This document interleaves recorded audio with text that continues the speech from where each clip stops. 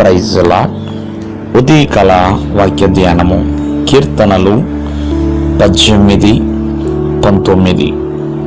నేను ఆయనకు ఇష్టడును గనుక ఆయన నన్ను తప్పించెను. ఇక్కడ దేవుని యొక్క వాక్యం మనకు సెలవిస్తుంది, దేవునికి ఇష్టడిగా జీవించుట. మరి జీవించినంత కాలంలో ప్రతి మనిషి కూడా మరి ఇష్టంగా జీవించాలని ఆశపడుతూ ఉంటాడు. కానీ ఇక్కడ దేవుని యొక్క వాక్యం సెలవిస్తుంది ఏంటంటే, కుటుంబానికి ఇష్టముగా ఉండాలనో లేకపోతే సమాజానికి ఇష్టముగా ఉండాలనో కాదు, కానీ దేవునికి మరి ఇష్టముగా జీవించినప్పుడు దేవుడు తప్పిస్తాడండి ఖచ్చితంగా.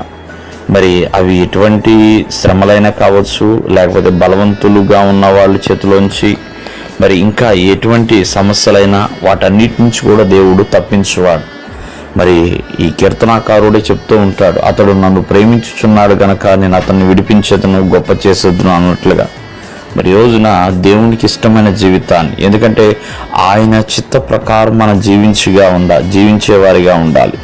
బైబిల్ గ్రంథం సెలవిస్తుంది, మరి భూమి మీద మరి దేవుని ఎదుట భక్తి చేస్తున్న వారే దేవునికి ఇష్టలండి. మరి అలాంటి వారిని దేవుడు ఇష్టపడుతున్నాడు. మరి ఈరోజు నీకు ఇష్టం వచ్చినట్లుగా నువ్వు జీవిస్తున్నావేమో, మరి నీకు నచ్చినట్లుగా నువ్వు జీవిస్తున్నావేమో. కాదండి మరి దేవుని బిడ్డ, మరి దేవునికి ఇష్టమైన జీవితాన్ని నువ్వు జీవించు. అప్పుడు ఎటువంటి శ్రమలైనా, ఎటువంటి శోధనలైనా, ఎటువంటి ఇబ్బందులైనా సరే దేవుడు నిన్ను తప్పిస్తాడు. అంతేకాకుండా దేవుడు ఎదుట నువ్వు ఇష్టముగా కూడా మరి జీవించటం వలన దేవుడు తప్పించడమే కాదండి, నిన్ను గొప్ప చేస్తాడు, హెచ్చిస్తాడు, దీర్ఘాయువు చేత తృప్తిపరుస్తాడు. కాబట్టి దేవునికి ఇష్టడిగా ఉన్నావా లేదా అనేది పరీక్షించుకొని మరి ఉదయకాలం ముందు దేవుని యొక్క వాక్యం ప్రకారంగా ఎల్లప్పుడూ దేవునికి ఇష్టడిగా జీవించు. దేవుడు నిన్ను ఆశీర్వదించును గాక. ఆమేన్.